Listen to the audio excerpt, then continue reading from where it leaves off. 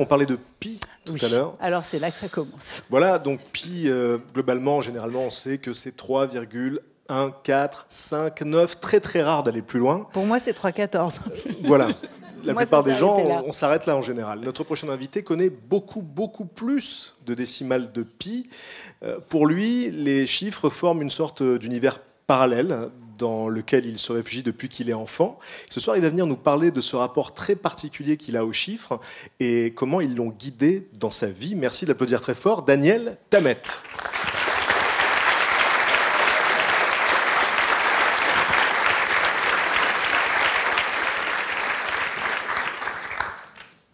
Merci beaucoup.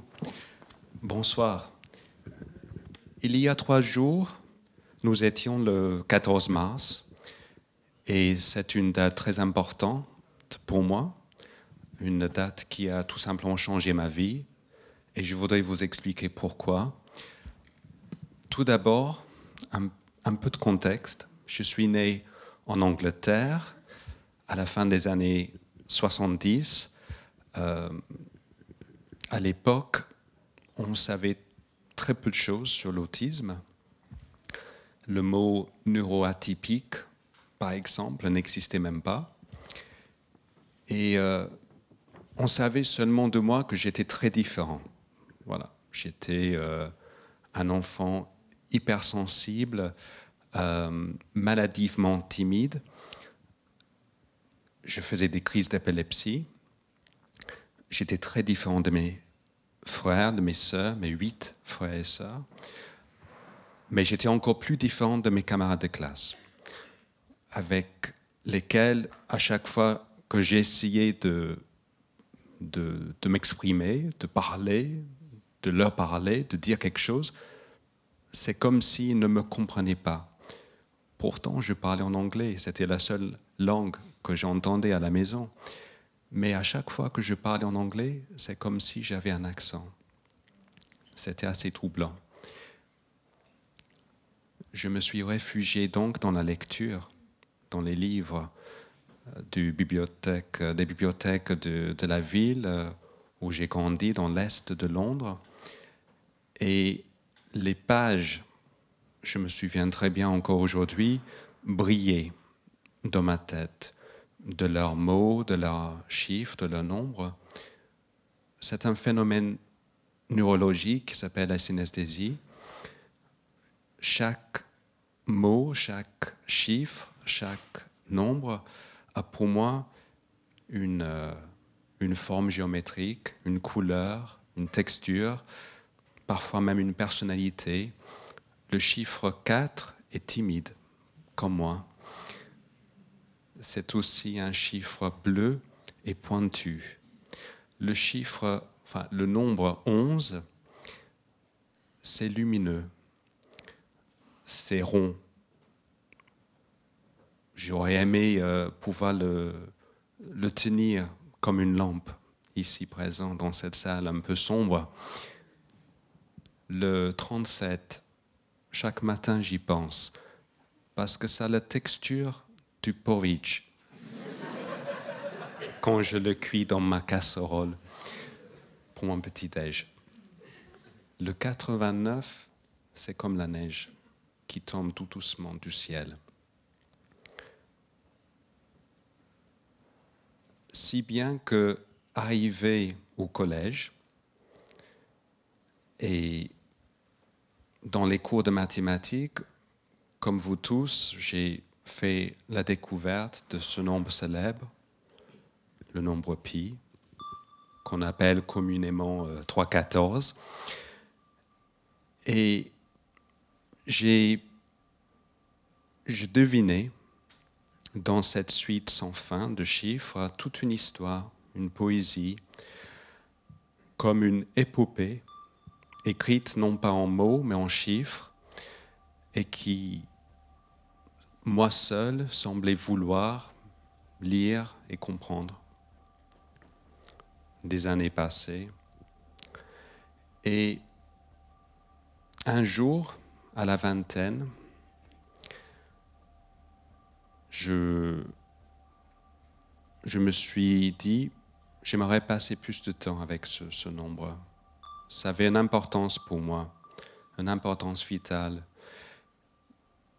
Entre-temps, il y avait Internet.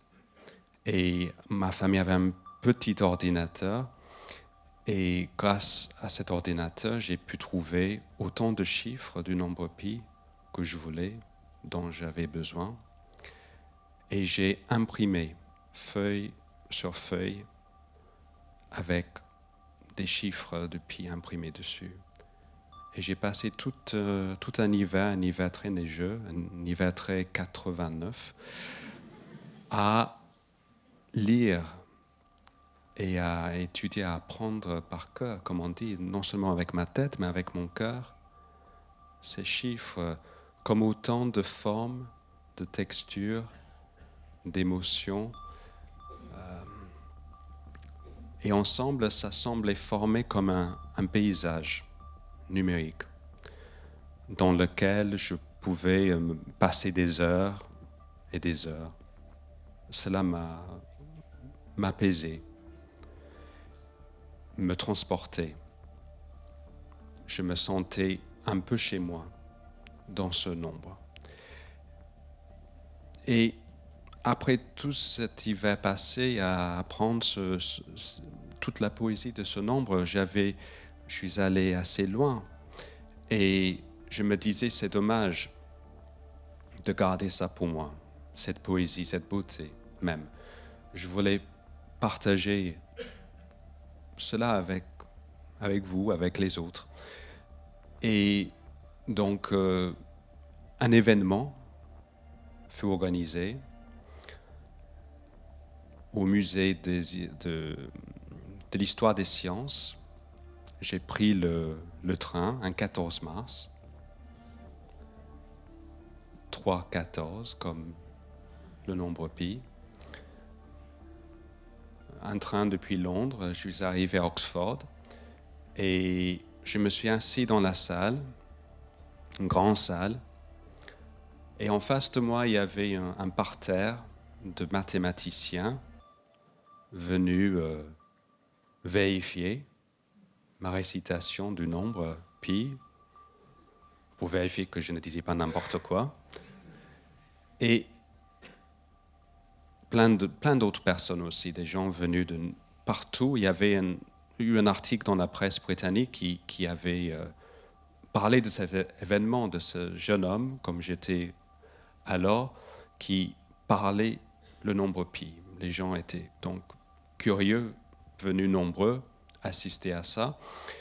Et je me suis assis, donc en face de ces personnes, en face de moi aussi un tableau avec des équations écrites à la craie par un certain Albert Einstein, lui-même né un 14 mars.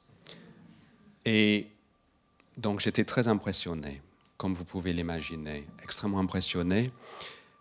Et pourtant, j'ai pris une très profonde inspiration, j'ai fermé les yeux et j'ai commencé. 3, 1, 4, 1, 5, 9, 2, 6. Les gens qui m'écoutaient avec beaucoup de curiosité parce qu'ils comprenaient déjà une chose, c'est qu'avec un nombre infini, comme le nombre pi, il y a toute combinaison imaginable quelque part dans ce nombre.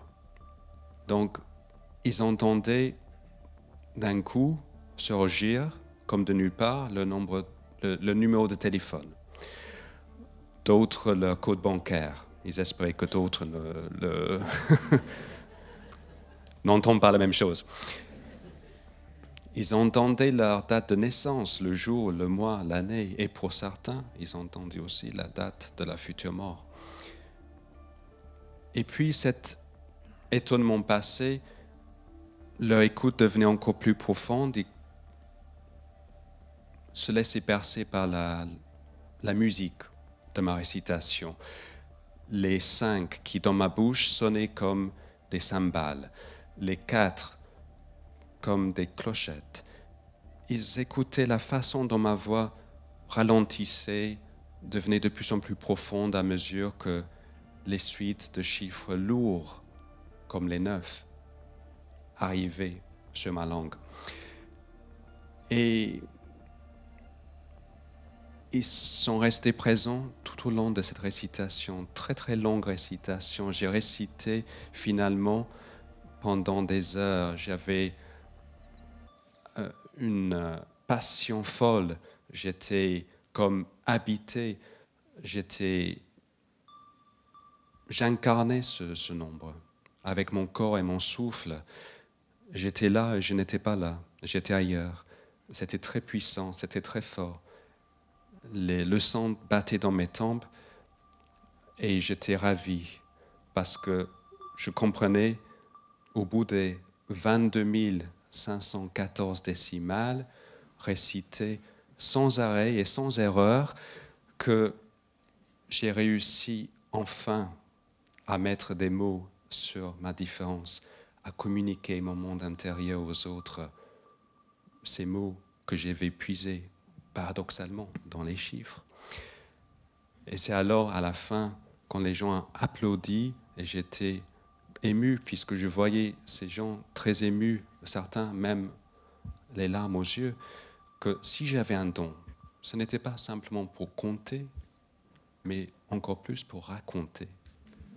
Et c'est alors que j'ai compris que j'ai découvert ma vocation d'écrivain.